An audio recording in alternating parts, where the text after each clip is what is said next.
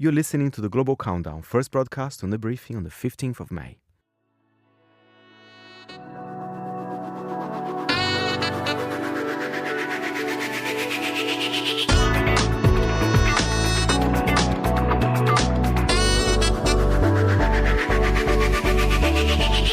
And finally, on today's show, it is the Thursday before the Eurovision Song Contest Grand Finale. And with that, our senior correspondent, Fernando Augusto Pacheco, transforms himself into our Eurovision correspondent. And Fernando, you've brought us a special global countdown, haven't you? Special, and I'm keeping it very simple as well, Chris. So basically, it's going to be 5 songs you need to know for Eurovision. Let's say you haven't been paying attention to the headlines or haven't been listening enough to Monocle Radio, and you just want to say, which 5 songs can I cheer on the big day on Saturday? I'll give you a little guide here. You're giving us sort of a little taster. I have to say, Faye, I always say this for Eurovision, that I don't like to listen to all the songs fully beforehand because I want to get the full experience on Saturday. But this is like a little primer. If it wasn't my job, I would agree with you 100%. I like that kind of level of excitement, but I do have to listen to the tracks. It's my job. You know what's down, what's going on. And so where are we going to start? What is the 5th track that you recommend? Well, we're going to Spain, and Spain's an interesting one. Last time they won was 1969, and I genuinely think that the Spaniards, they have been working very hard with very good entries. They try, but they don't point very well. They always try very hard. They always try very hard. I remember Chanel with her amazing kind of dance moves. Talking about dance moves, I think they're back this year. And this time it's Melody. And the song is brilliant. I mean, the song's called Essa Diva, This Diva. I mean, can you be more Eurovision than that? Let's have a listen.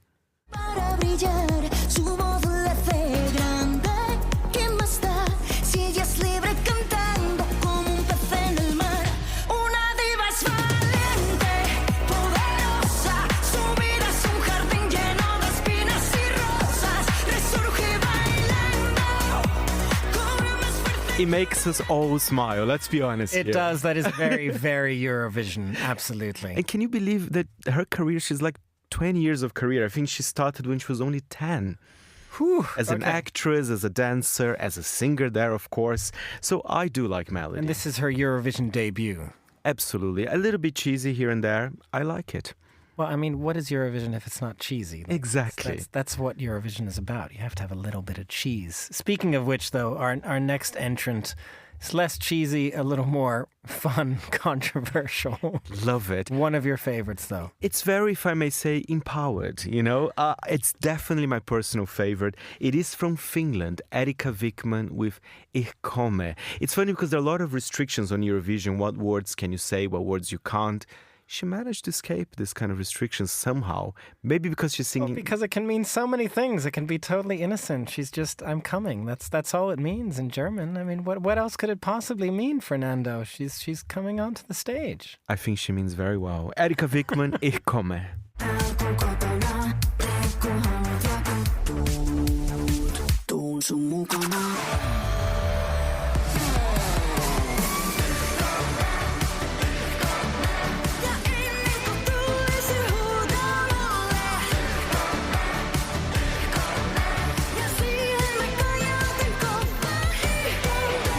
It's the only song that gives me, from this year's selection, that gives me goosebumps. Goosebumps for that sort of crescendo when she reaches the Ich komme point. I love the way you say the word crescendo, Chris. And you know what? And I see, do you know the song Underworld, Born Sleepy from 1996, soundtrack of Transporting, British electronic music? Yes, yeah, I can see some similarities there. I see a little bit of that. So, it's not cheesy, in my opinion. I think it's a really well-constructed piece of a Finnish electropop. Finnish electro-pop. Well, where are we moving from? I mean, yeah, where can we move from there? We just need to climb down now from our Ich komme moment. Very different vibes. We're heading to France, which is another country that have been trying very hard to win Eurovision. And you know what? Also some fantastic tracks over the last few years that just didn't quite get the recognition maybe they deserved. Pure artistry. And she was my favorite artist that I've interviewed this year. She was so genuine, so nice.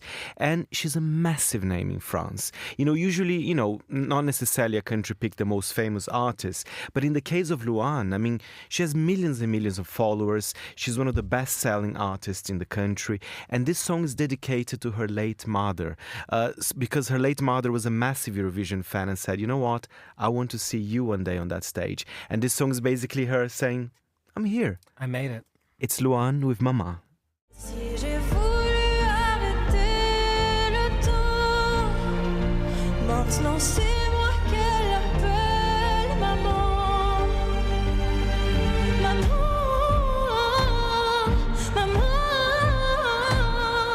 maman, maman.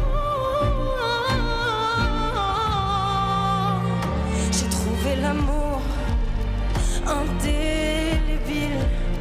Tu sais le vrai. Powerful. I mean, I gotta say, Fernando, it's very powerful, but it feels like it has that style that France always does. Very strong, very powerful ballad, very moving, but doesn't quite reach the top. I wonder with a name like Luan, perhaps things could change. Perhaps. And I discovered one very fun thing about Luan. Her grandmother was Brazilian, so she does have some Brazilian heritage. Very happy to hear that. You have a horse in the race. Exactly. Okay, well now I'm sort of excited. We're heading to my home country, one of my home countries anyway, Austria. What do you make of this? And so you should, Chris. Of course, Austria is a great country when it comes to Eurovision. And this is generally the second favorite to win. So there are strong chances, and I can see why. It is operatic, but it is pop and it is techno, all at the same time. His name is JJ. He's Austrian indeed. I think his family is very international, so they lived abroad, but then they moved back to Austria in 2016. I think it's a great song, but I would like to hear a personal take after we listen to this. JJ, Wasted Love. I'm drowning in my feelings. How do you not see that? Now that you're gone, it's worse than love. It's worse than love. Now that you're gone. Wow. People love these operatic tones on Eurovision, I have to say. But how often do the operatic tones win? This is again my question here. It is another very powerful song, very strong voice. It's one of those you feel like will do very well with the jury.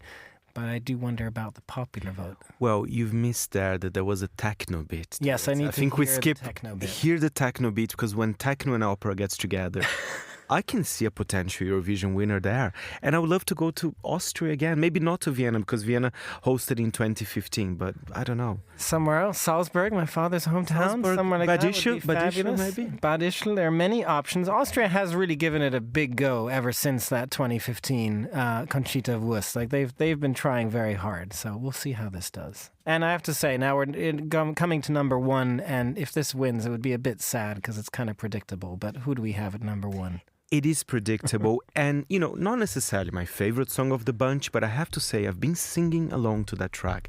There's something quite catchy about it, and it is in Swedish, so it's interesting that I've been singing along to this. I will explain a bit, because it's quite a funny story, because they are actually Swedish-speaking, but they are from Finland, so they're part of the Swedish-speaking minority in the country. So in a way, it's also a Finnish act, if you think about it. This could be very political, Chris, but this is Kai with Bara Badu Bastu, which is a song about saunas.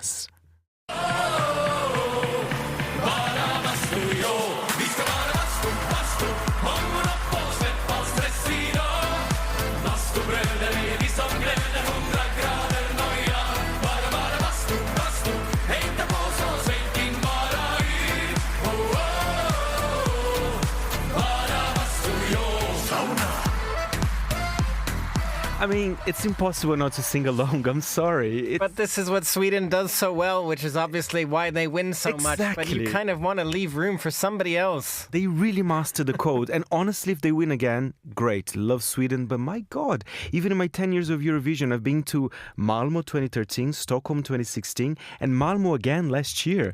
So basically in 10, 11 years, will I go to Sweden 4 times? I want to go to a different country. But nevertheless, well done to the Swedes/Finnish, because I think it's a good entry. And they would have the record if they win this year, correct? They will, because at the moment they're tied with Ireland with 7 victories each. If Sweden wins this year, bye-bye Ireland.